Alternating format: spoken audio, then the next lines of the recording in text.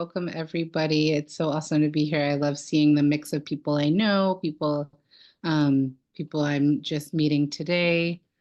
And so I'm just going to quickly introduce myself. Like Katya said, my name is Asya, and I have been with OK, I want to say 3 years, maybe even a little longer. And I started as a student, and then I just kind of hung around, and then I became a teacher, and then I started working more. And so now I'm a teacher and one of the staff members here at Ilkate. And so, yes, I'm going to talk about listening and intuitive listening. And I love talking about this topic because, when Katya was talking earlier, she talked about how, sometimes coaches will say, like, oh, no, people really listen to me. Like, I give great advice. And really, the person who needs to be doing the most listening is the coach. So we actually need to learn how to listen more than our clients need to listen to us. Listening is one of those things we do it all day, every day. And so it seems like a kind of weird thing to learn how to do. And yet it is so fundamental and so important. And it's, just the basic, it's one of the basic things we talk about it, one of the first things we talk about in our class. And it's something that as a coach, we always need to come back to it, because as we learn more skills, as we learn more techniques and tools, it can be exciting to be like, ooh, let's try this, or let's do this. And we always have to come back to listening. We always have to remember, oh yes, first listen, I love the say, like, you have 2 ears and one mouth. You should be listening at least double the amount of time. One of the hallmarks of a good coaching session is that you're talking about 20% of the time, and the client is talking about 80% of the time. So we really want to focus on listening, beginning, middle, and end of in our coaching journeys and in a session. All right. So I'm going to go ahead and share my slides about listening. And so we're going to quickly just kind of go through the basics of listening, and then we're going to be able to put it into practice right away with live coaching sessions here tonight. All right. So just a little bit about listening. As we've been talking about, listening is a coach's superpower. It's super, and the experience of being deeply listened to is profound in and of itself. Just having somebody really stop and hear you out completely and really take the time to try to get what you're saying is an experience that we don't typically experience in our day-to-day lives. And just by giving somebody that presence is transformational in and of itself. So listening, like the importance of real intuitive deep listening, cannot be understated or overstated, whatever it is. Okay, so the most important aspect of communication is not speaking, but listening. Having someone really listen to what you're saying is a profound experience. And this is, what I was just saying. And then one of the things, it's kind of like our core beliefs as coaches is that we believe that everyone has the answers within them. So it's not that we have the answers and people are coming to us for those answers, but everybody has answers within them. And so our job is to really try to hear and make the connections that people already have with them, but they haven't been able to connect for themselves. Really listen, really hear, and through that deep listening, bring out those answers within people. Yes. Deep listening can help people understand themselves better so they can access those answers. Exactly. All right. So there are 3 levels of listening in the way that we teach it here. So first I'm going to give you the example, and then we're going to talk about what the 3 levels of listening are. So the first level of listening, we have this example here. So we have Jane here, and she says, I had the toughest time trying to get myself up half an hour earlier to take my morning walk. And we have Beth here, who, let's hope this is not a coach, this is just a friend. You have to force yourself. Whenever I have something to do that I don't want to do, I just make myself do it. So really quickly, if you could just drop in the comments, what kind of response is this? Or maybe better, what, if you got this kind of response, how would you feel? What would it bring up in you? Just real quickly. Shut down. Yeah, they shut me down. They make me feel rebellious because they're telling me what to do. Mm, totally. I mean, I think one of the reasons coaching resonates with me so well is I do not like to be told what to do. So if somebody tells me what to do, I'm just like, okay, well, let me just do the opposite, even if what you said is actually really good. So, yeah, so they shut me down, dismissed, judged, invalidated, shame, unsolicited advice, annoyed, Beth didn't hear me and made it about her. Absolutely. Feel some type of way. Like it just makes you feel some type of way. And talking about themselves when the client should be the focus, made it about themselves. Yes, absolutely. So you all hit the nail on the head. Beth just immediately just was in her own experience. So let's just go ahead and talk about. So this is subjective listening. And this is when the listener is focusing on their own inner voice. So they're focusing on their own experience, thinking about their own selves, only considering their thoughts, feelings, opinions, and their conclusions. And it's based on the agenda and needs of the listener. And this type of listening should only be done by the client in a coaching session. Of course, we're human beings, and sometimes, something will happen and we might get caught up in our own thoughts. And it's our job to notice that and come right back to the client. Because not only is it not about you as a coach, also, as many of you pointed out, when we give advice, it's unlikely that our friend here, what her name was, I don't even remember her name, Sarah, like something, she might be telling herself that, oh, I should just force myself. But obviously that wasn't working. So somebody else telling her that isn't helpful. All right. So here's our next scenario. Jane, okay, not Sarah, but Jane. I had the toughest time trying to get myself up half hour earlier to take my morning walk. John, you had a struggle, but you did it. Congratulations. All right, so quickly, what does this response bring up in you?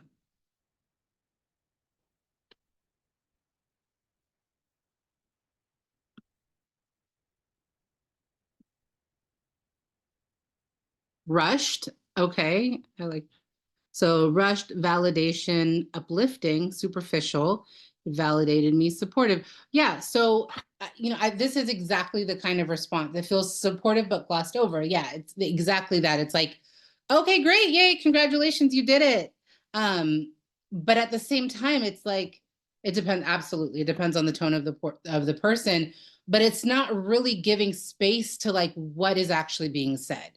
It's just it's acknowledging, but it's not. It is kind of somewhat dismissive, as you all say. It does not feel like authentic support. Right, and it could be from the person, like, I really don't want to touch the deep feelings there. That can make me uncomfortable as the person listening. So I'm just going to focus on the good here. And, I think it's really important sometimes to focus on positive, but it also can be, I feel shut up. That's, yeah, very deep. But it's also important to hold space for the difficulty, because that's where a lot of the juice lies, right? That's where a lot of the energy for transformation actually lies. So yes, I love that. Does not feel like authentic support. Cheerleader, not coach. Yeah, valid. All right, so this is objective listening. And this is kind of like active listening. So last comment, it feels like most people who think they are being supportive. Yes, absolutely. All right, so this is what we call active listening a lot of times, objective listening, where it does revolve around the speaker. We are focusing on what the person who's talking is saying. The listener pays attention to what is being said and expressions, emotions, values, and what isn't being said. So there is some like trying to read between the lines, trying to understand, what's going on here. Listener also pays attention to the impact of their responses. So, if as a coach I am engaged in this kind of listening, I will also notice, oh, I said this thing. What's the response that I'm getting?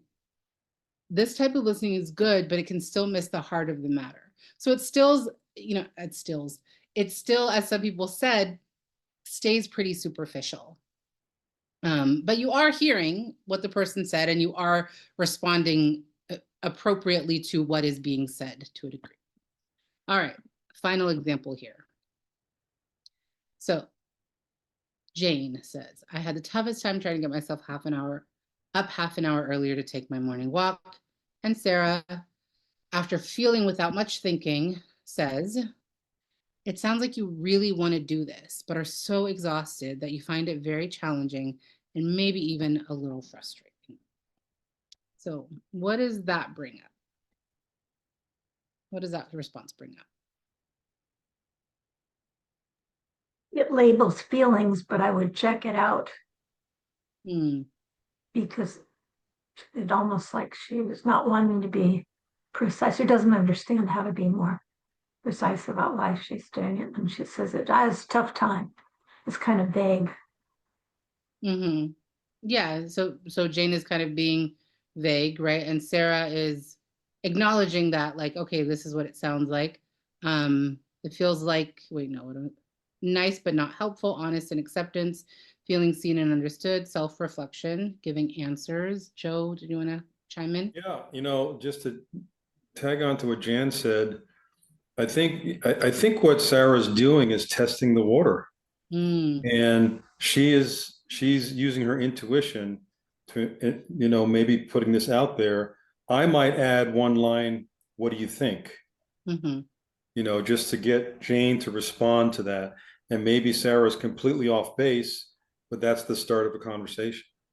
Yeah, and thank you for saying that. So I always find it interesting with this because this is the example of like intuitive listening, and I get very different responses of like some people are like, "Oh, that sounds really nice," and some people are like, "Ah, I don't like that actually at all." Um, so Heather says it starts off acknowledging but made an assumption. So I think that what you said, Joe, really is key to our work as a coach. Is so what Sarah did here is she tried to feel into what was going on deeper. So it sounds like you really want to do this. Like I'm hearing that you want to. And I think, I know for me, oftentimes, if I don't do something that I say I want to do, I question myself. Is this something I even want? Like, what is, what's, whatever. I can go down my rabbit holes. And so to hear, like, you really do want this. This is something that's important to you, but also that it makes sense. Like there's some acknowledgement and validation here. It makes sense that it's challenging because, you're tired and maybe that brings up frustration. And then to add on to that, like, what do you think? Or does that resonate with you? Because then Jane would have the opportunity to say, no, that's not exactly it. Maybe it's this other thing that's going on. Or maybe she's like, oh, yeah, that actually is really exactly what's going on. It is important to me, but I'm exhausted. And then the conversation can open up to like, whatever it is, like, okay, what does rest look like? And maybe that's what we need to be talking about. Or what else is, what are priorities like? Or what are boundaries like? The conversation can go much deeper than just maybe looking at your schedule and trying to, make sure that you block off time for yourself and you protect these times just like you would another meeting. Like you can go much deeper. Joe says Sarah is using her gut and looking for a response from Jane. I would ask the question, what does this mean to you, or what do you think about that? Yes, absolutely. It is a bit risky. And oh, I love that. Thank you for adding that, because that's part of our work as intuitive coaches is being willing to take risks and being willing to be wrong and knowing that that's okay, because it opens up the door to the deeper exploration that we want to get to. And even if you're wrong, you can get there faster by taking the risk. Too much labeling. Yeah. And valid. And this, this is just an example, and maybe it's not the perfect example, but it is trying to get at what's deeper. So intuitive listening. It's when the listener pays attention to the tone of voice, energy level, feelings, and etc. So all of the things in active listening, but you're also paying attention to what's not being said, reading between the lines, and trying to see deeper, listening to everything and intuitively connecting to the real message. And we call it listening at 360. And so it's so funny, actually, recently I ran into one of these at my sister's house. She had a book. And if you remember those pictures back, I think in the 90s, they were super popular, where it was like, something very abstract, colors, swirls, something, or maybe like a field of flowers or something very repetitive. And then you kind of look at it and it just looks like what it is. And then if you like stare at, like, kind of unfocus your eyes and stare at it for long enough, like a 3D image emerges. Does anybody know what I'm talking about? I don't know. Anyway, there's this thing. And I often think of that as similar to what we're doing. As coaches, we're trying to hear what's being said. We want to hear, the words. But what we're trying to do is like actually take a step back and try to listen in this 360 way so that a picture starts to emerge, so we can see connections, so we can see kind of more deeply what's going on, and so we can be open to the intuitive messages that we're getting about what's really happening here, and help our clients to discover these things. Okay, so I see, just quickly checking the chat, I would ask, well, are there any obstacles that are getting in the way of you waking up a half an hour earlier? Yep, that's a valid question. Then go from there. They're called stereograms. Yes, thank you. But yeah, and the thing is, the reason why we wouldn't just jump into that question, like, well, what are the obstacles getting in the way of you waking up half an hour earlier, is because we want to make sure that the person feels heard first. Like, I hear you, I see you. This makes sense that you're feeling that way. Anybody in your situation would be feeling this way. You're not crazy for not being able to wake up half an hour earlier. And I see that this is important to you. And then we can talk about, okay, well, what are the obstacles? But first we want to make that connection. Yes, okay.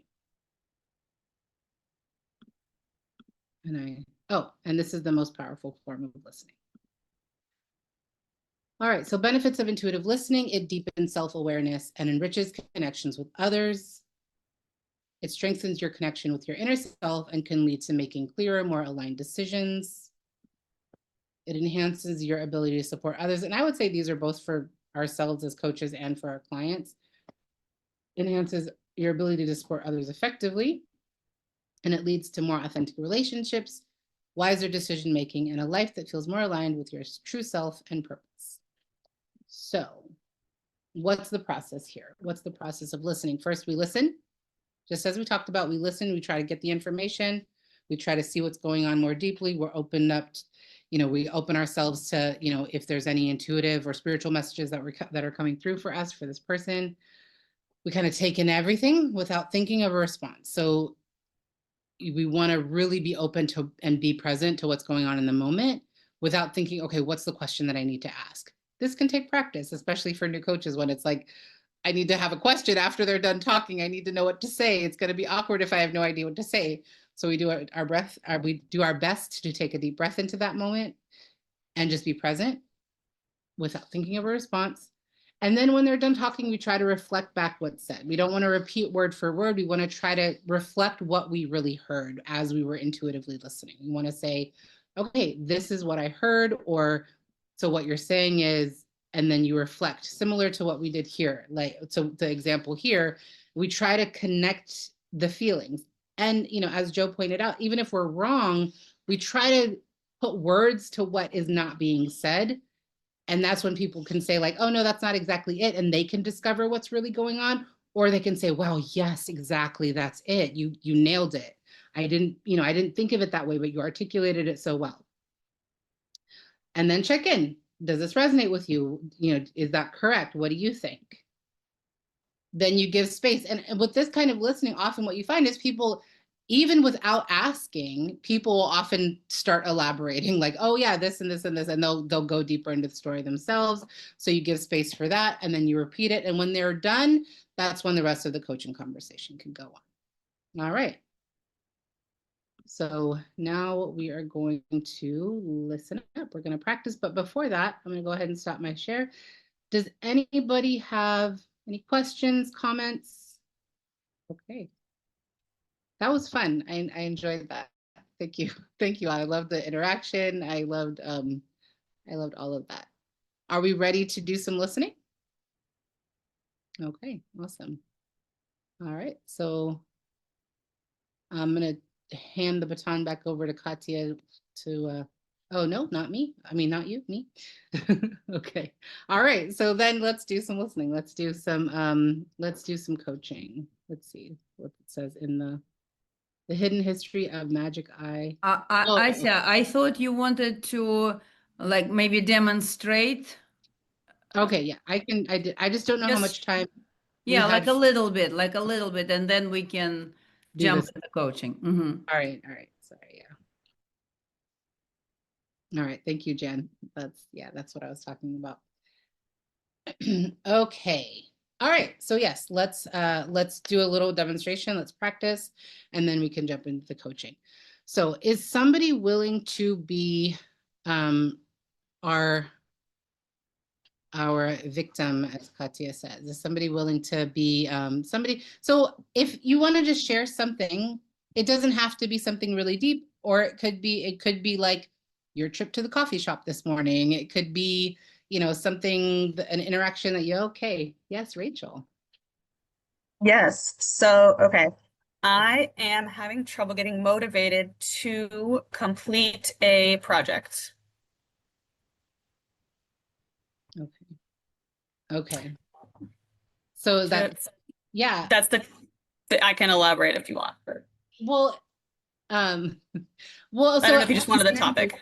Yeah. No, what I'm hearing is that there's something that you want to do, that it seems important to you, but there's some part of you that is struggling to do it and not wanting to do it. And there's like this tension happening, and it sounds frustrating. What do you think? Yes, it is. Absolutely. Thank you. But yeah, no, I find myself procrastinating.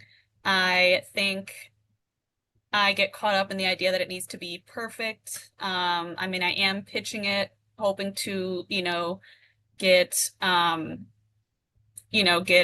have someone pay me for these services. So I want them to seem really worth it. And I think I'm having trouble finding what perfect is supposed to look like and coming up with all of those answers on my own. Yeah, thank you for that. And can I just tell you what I heard? Absolutely. So what I heard was you saying, I'm struggling with perfectionism, but then you told me but it actually does need to be perfect. And then, and then it's like the exploration of well, what does perfect actually mean in this situation? Mm-hmm. Does that resonate? Yes. Very much so. So it makes sense if you're this has to be absolutely perfect. Perfection seems, it's understandable that it's a daunting task. Mm-hmm. Yeah. I mean, there's also the, potential to work with, this collaborator and, hopefully, he may say, oh, we need to tweak it for this audience or this. There's still a couple of details that aren't in stone, which definitely does not help with, completing the project with the ambiguity. But, yeah, no, I still find myself, having trouble sitting down, opening my computer, and, even typing a few words. Yeah, that makes a lot of sense. So I'm curious at this point, does anybody else want to chime in? What did you hear?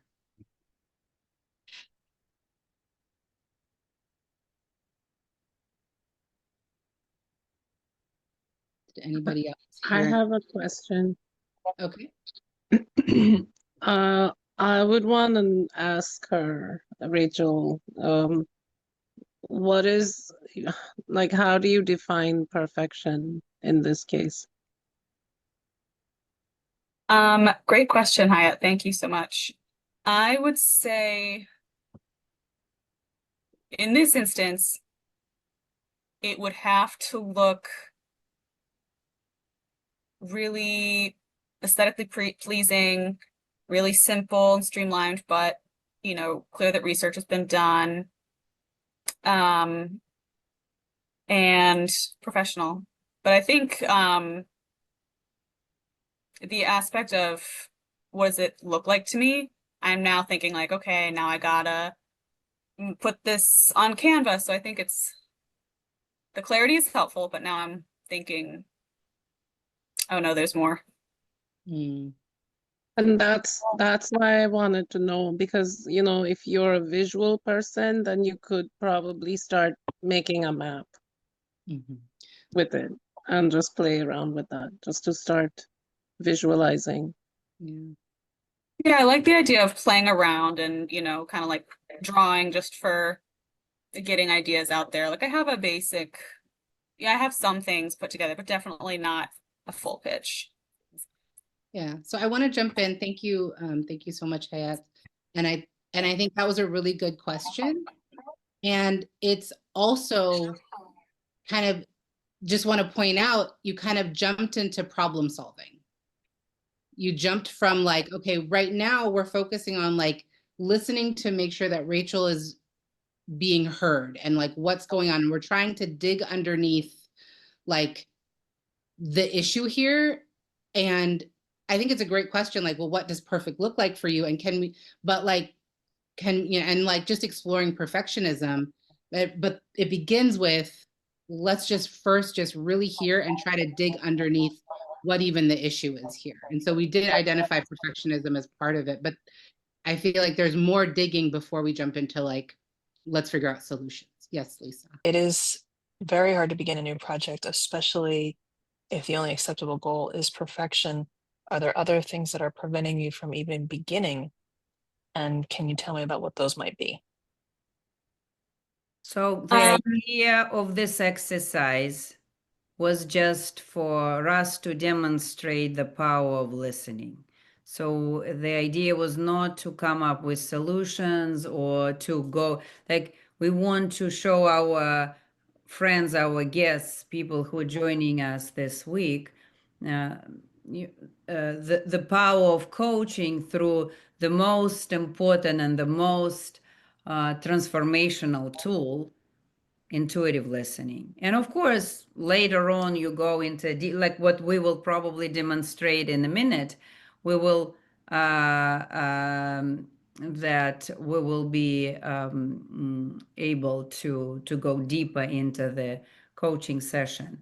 But the idea is about listening. So then, when the person is being heard, being listened to, it changes the way people feel about themselves, and people are able to open up more and have a powerful transformation. So transformation is not in solutions, transformation is not in advice giving. The transformation is in ability to listen to yourself first, to understand yourself deeper. And listening and intuitive listening is a great tool for that. So thank you so much. I always love when I see teachers, and so I'm, you know, ready to listen more. But I think it would be beneficial if we demonstrate for you a little bit of intuitive coaching today in the session.